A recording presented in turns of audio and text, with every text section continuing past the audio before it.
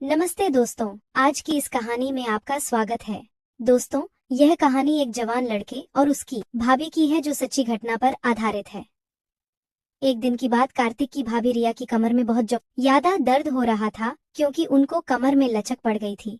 कार्तिक ने रिया के बेडरूम में आया और बोला, चलिए भाभी, आप लेट जाइए, मैं आपकी कमर पर बाम लगाकर हल्की मालिश कर देता हूँ ताकि आपका बचा हुआ दर्द भी ठीक हो जाए। रिया ने उसे मना करते हुए कहा, नहीं, रहने दो कार्तिक, मैं खुद कर लूंगी। कार्तिक ने कहा, आप खुद से बाम तो लगा लेंगी, लेकिन मालिश करना बड़ा मुश्किल होगा, मैं आपकी मदद कर देता हूँ, इससे आपको बाकी का दर्द भी ठीक हो जाएगा। यह कहकर कार्तिक कुर्सी से उठकर बेड पर रिया के पास आ गया और उसे लेटने के लिए कहा। भाभी जी बताइए, कहाँ लगाना है? रिया कार्तिक की हमदर्दी और फिक्र देखकर अब उसे मना नहीं कर पाई। हकीकत में दर्द का बहाना बन आकर कार्तिक को परेशान करना चाहती थी। वह शर्माते हुए पेट के बल लेट गई और अपनी कमीज को कमर से थोड़ा ऊपर कर लिया और कहा, यहाँ पर लगाओ। कार्तिक ने थोड़ा सा बाम अपनी उंगलियों पर लिया और धीरे धीरे रिया की कमर पर मलने लगा। जैसे ही उसके हाथ रिया की पीठ पर पड़े, उसे एक सुकून का एहसास हुआ। कार्तिक ने धीरे धीरे मालिश करना शुरू कर दी और उसके हाथों का स्पर्श रिया को बहुत आरामदायक लगा।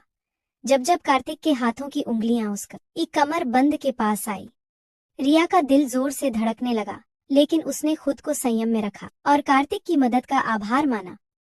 कार्तिक ने पूछा, भाभी ज्यादा दर्द कहाँ हो रहा है? रिया उस समय थोड़ी असमंजस में थी, अनजाने में जवाब दे बैठी, थोड़ा सा नीचे है। कार्तिक ने फिर से थोड़ा और नीचे बाम लगाने की कोशिश की। भले ही वह मालिश सिर्फ औपचारिकता थी, लेकिन रिया को कार्तिक के हाथों का आस्पर्श बेहद सुकून दे रहा था। भाभी जी, अगर आप सलवार को थोड़ा नहीं कर दे तो बाम अच्छे से लग सकेगा, कार्तिक ने कहा। इस पर रिया थोड़ी ही चकिचाना, फिर भी उसने अपनी सलवार को थोड़ा सा नीचे सरका दिया। नाड़े के बंद होने के कारण सलवार पूरी तरह से नीचे नहीं हो सकी, लेकिन कुछ हद तक सरक गई। कार्तिक ने फिर कहा, भाभी जी आपकी त्वचा कितनी साफ है, बहुत ही गोरी है। कार्तिक की इस बात पर रिया के गाल शर्म से लाल हो गए, लेकिन वह उल्टी लपेटी हुई थी, इसीलिए कार्तिक इसे देख नहीं सका। उसे यकीन था कि कार्तिक उसकी देखभाल में जुटा हुआ था और उसकी बातों में कहीं ना कहीं इज्जत भी झलक रही थी। कार्तिक ने थोड़ी देर और मालिश की और जब रिया ने कहा कि अब ठीक है तो वो चुपचाप उठकर ऊपर चला गया। रिया को आज एक अलग ही सुकून महसूस हो रहा था। सालों बाद किसी ने उसे इस तरह से ध्यान दिया था जिसमें हमदर्दी और एक स्नेह छुपा था। कार्तिक के बारे में सोचते हुए कब नींद में खो गई उसे पता ही नहीं चला। अगली सुबह जब जागी तो उसने खुद को तरोताजा और शांत महसूस किया। नहाने के बाद रिया ने बहुत सलीके से तैयार होकर ब्लैक रंग का सफेद कढ़ाई वाला जोड़ा पहना और ऊंची ही एल के सफेद सैंडल भी पहने। हल्का सा मेकअप करने के बाद वह किचन में नाश्ता तैयार करने लगी। नाश्ता बनाते समय हर बार वह किचन के दरवाजे पर आकर सीढ़ियों की ओर देख रही थी। कार्तिक एक काम पर जाने का समय हो गया था। जैसे ही वह नाश्ता तैयार करके बाहर आई, कार्तिक सीढ़ियों से नीचे उतर रहा था। आज तो बहुत ही बेहतर लग रही है भाभी जी, लगता है कल की मालिश का असर हुआ, कार्तिक ने मुस्कुराते हुए कहा। उसकी नजरें रिया के लिबास और फिर पेंसिल हिल वाले सैंडल पर थी। रिया ने भी मुस्कुराते हुए जवाब दिया, असर तो हुआ, लेकिन तुझे कैसे पता? कार्तिक थोड़ा शर्माते हुए बोला, भाभी जी आज आपने हमेशा की तरह हील के सैंडल जो पहने हैं तो मुझे लगा कि कमर का दर्द अब ठीक है। रिया ने हंसते हुए कहा, बिल्कुल बिल्कुल सही पहचाना तूने। अब डाइनिंग टेबल पर बैठ, मैं नाश्ता लेकर आती हूँ। फिर दोनों साथ में नाश्ता करने लगे। इसी बीच कार्तिक ने रिया से पूछा, भाभी जी आप कभी साड़ी नहीं पहनती क्या? रिया ने जवाब दिया, पहनती हूँ लेकिन बहुत कम साल में, एक आध बार, अगर कोई खास मौका हो तो। क्यों? कार्तिक ने कहा, नहीं बस इसलिए कि मैंने आपको कभी साड़ी में नहीं देखा, मेरा ख्याल है आप पर साड़ी बहुत ही खूब जमेगी। फिर कार्तिक जाते समय बोला, भाभी जी रात का खाना मैं बाहर से ही ले आऊंगा, आप बनाना मत इस पर। रिया ने मुस्कुराते हुए कहा, ठीक है। तो कार्तिक ने फिर कहा, अगर किसी और चीज की जरूरत हो तो बता दीजिए, मैं आते समय लेता आऊंगा। इस पर रिया ने कहा कि उसे किसी और चीज की जरूरत नहीं है। और फिर कार्तिक के जाने के बाद वह छोटे मोटे कामों में लग गई। इसके बाद वह ऊपर जाकर कार्तिक के कमरे को भी ठीक करने लगी। इसी दौरान रिया को उसके बेड के नीचे कुछ कपड़ा पड़ा हुआ नजर आया, तो उसने नीचे झुककर उसे बाहर निकाला तो उसकी आंखें हैरानी के मारे फटी की फटी रह गई। वह एक सफेद रंग का रेशम की अधवस्त्र था, जो शायद किसी लड़की की है। रिया ने उसे ध्यान से देखा और समझ गई कि किसी की व्यक्तिगत चीज हो सकती है, जो गलती से यहाँ रह गई हो। उसने तुरंत ही कपड़े को एक तरफ रख दिया और कमरे की सफाई करने लगी। इसी बीच उसे 3 दिन पहले की घटना याद आई। रोहन और रीना इसी कमरे में एक दूसरे के साथ थे। उसे लगा कि यह कपड़ा शायद रीना का ही होगा। रिया ने कपड़े को उठाकर देखा तो उस पर कुछ सफेद दाग नजर आए। उसे समझ देर नहीं लगी कि वह लोग कैसे हैं। इस दागों को देखकर वह किसी दूसरी दुनिया में खो गई। तभी अचानक बाहर मुख्य दरवाजे पर दस्तक हुई, तो उसने उस कपड़े को वापस बैठकर नीचे रखा और बाहर आकर दरवाजे की ओर देखा। उसने देखा कि पड़ोस में रहने वाली कोमल भाभी खड़ी थी। अरे भाभी, मैं अब ही आती हूँ, रिया ने कहा और जल्दी से कार्तिक का कमरा बंद किया और नीचे आकर दरवाजा खोला। कोमल, जो पड़ोस में रहती थी, अपनी उम्र के 35वें दशक में थी और घर में ही ब्यूटी पार्लर चलाती थी। कोमल अक्सर दोपहर में रिया के घर आ जाती थी या उसे अपने घर बुला लेती थी और दोनों इधर उधर की बातें करती थी। उस समय उस दिन भी रिया और कोमल गली मल्ली की ढेरों बातें कर रही थी। कोमल के जाने के बाद रिया ने एक बार फिर से नहाने का मन बनाया। सुबह कार्तिक ने साड़ी का जिक्र किया था, इसलिए नहाकर उसने नीले रंग की प्रिंटेड साड़ी पहन ली और साथ में सिल्वर रंग का पेंसिल हील वाले खूबसूरत सैंडल भी पहने। कार्तिक के आने का समय भी हो चला था और वह शाम के 4 बजे ही आ गया। जब रिया ने दरवाजा खोला तो कार्तिक उसे बड़े गौर से देखने लगा।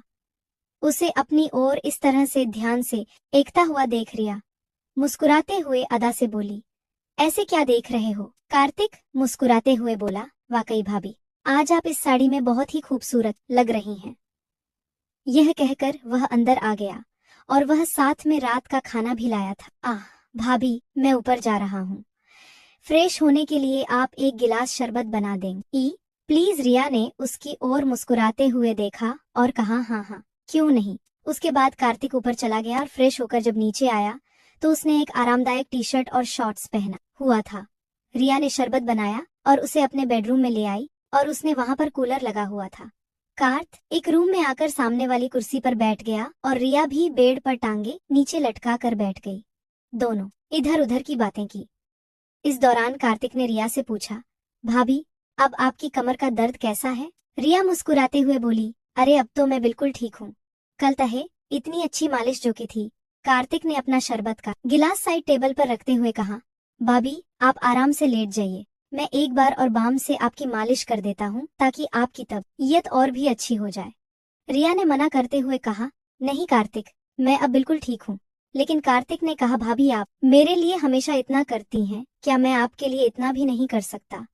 चलिए लेट जाइए। रिया ने उसकी बात को टाल ना सकी और खाली ग्लास टेबल पर रखते हुए बोली, अच्छा बाबा तू मानता नहीं, लेटती हूँ, पहले सैंडल तो उतार दूं? सैंडल उतारने की जरूरत नहीं है भाभी, इतनी खूबसूरत सैंडल आपके हसीन पैरों की खूबसूरती को और भी बढ़ा रहे हैं, आप ऐसे ही लेट जाइए, कार्तिक ने थोड़ी चंचलता से कहा। रिया को उसकी बात पर हंसी आ गई और वह उसकी बात मानकर बेड पर लेट गई।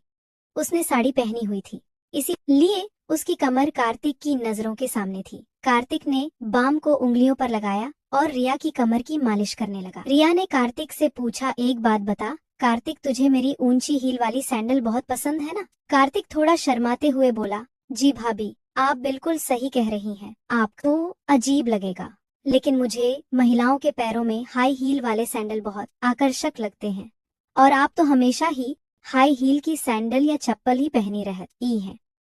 रिया मुस्कुराते हुए बोली, अरे इसमें शर्माने वाली क्या बात है, और मुझे कुछ अजीब नहीं लगता, मैं तो तेरी भावनाओं को समझती हूँ। कार्तिक के हाथों से हो रही मालिश से उसे बहुत आराम मिल रहा था। कार्तिक के हाथ धीरे धीरे नीचे की ओर और बढ़ने लगे। रिया के मजाक के मूड को देखते हुए कार्तिक ने भी थोड़ा हिम्मत दिखाते हुए कहा, भाभी आपकी त्वचा कितनी नरम है, अगर आप चाहे तो साड़ी को थोड़ा नीचे कर लें ताकि मैं अच्छे से मालिश कर सकूं और साड़ी भी गंदी नहीं होगी। रिया ने थोड़ा शर्माते हुए साड़ी को थोड़ा ढीला कर दिया ताकि मालिश करने में आसानी हो सके। उसे पिछली रात की मालिश से बहुत सुकून मिला था, इसलिए उसने ज्यादा नानुक नहीं की। जैसे ही रिया ने साड़ी को ढीला किया, कार्तिक ने धीरे से साड़ी को नीचे की ओर कर दिया ताकि वह अच्छे से उसकी कमर की लिश कर सके।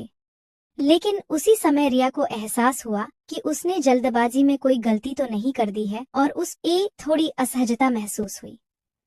उसने तुरंत स्थिति को संभाले हुए साड़ी को सही किया और कार्तिक को रुक का संकेत दिया। कार्तिक ने बिना कुछ कहे धीरे धीरे रिया की कमर की मालिश जारी रखी, तो उसे जैसे ही गहरा सुकून मिल रहा था, वह मालिश से मिलने वाले आराम का आनंद ले रही थी और उसे कोई आपत्ति नहीं हुई। कार्तिक ने मालिश को जारी रखते हुए धीरे धीरे अपने हाथों को नीचे की ओर बढ़ाया। रिया को मालिश से राहत मिल रही थी, लेकिन उसे महसूस हुआ कि कार्तिक ने थोड़ी और हिम्मत कर ली है। उसने महसूस किया कि उसकी पीठ पीछे के निचले हिस्से में ज्यादा ध्यान दे रहा है। रिया को यह महसूस हुआ कि उसके साड़ी कोट थोड़ा और ढीले हो गए हैं और उसने वो सब किया। दोस्तों, मेरी कहानी कैसी लगी आपको कमेंट कर बताएं। मेरे चैनल को लाइक, शेयर एंड सब्सक्राइब करें। मिलती हूँ एक और नई रोमांटिक वीडियो के साथ।